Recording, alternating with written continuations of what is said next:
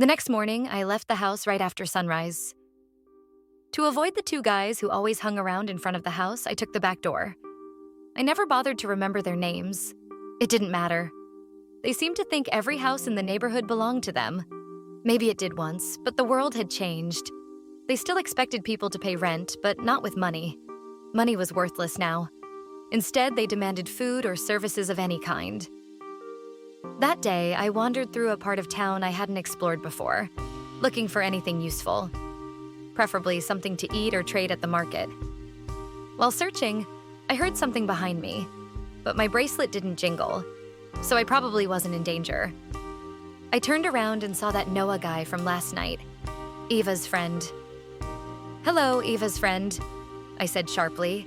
Good morning to you two, but my name is Noah. He replied with a warm smile. He stepped closer. "Eva's friend is all I need to know. Bye," I responded and walked away, hearing him chuckle softly. A few hours later, still having found nothing useful, he appeared again. I was sitting on a wall, staring out at the ocean, trying to figure out my next move when he sat down next to me, just looking at me. "Are you stalking me, Eva's friend?" I asked. He smiled and shook his head. Noah, it's still Noah. Maybe you should try it. We'll probably meet again. He winked. I just shook my head. He smiled and stood up. He said, See you soon, Leah. apparently knowing my name from Eva. He left behind a small bag with an apple, 3 cans of beans, and a water bottle. I smiled and took it. In the following days, I saw Noah a few times, but didn't talk to him. Whenever he got close, I turned and walked the other way. It became a little game. He'd smile at me, and I started smiling back, though I still shook my head. At the end of the week, there was a bonfire with many people.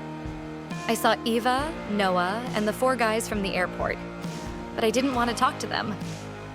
Instead, I started talking to a handsome guy named Lucas. He was tall, with dark hair, deep brown eyes, and a few tattoos on his arm. We flirted. It got late, and he said he had to say goodbye to a friend. I was alone for just a moment when Noah grabbed my arm and said, Don't do this. He's not a good guy. He looked serious. No hint of his usual smile. I shook his hand off and replied, "What I do is none of your business. I can take care of myself." Lucas returned and asked if I was ready to go.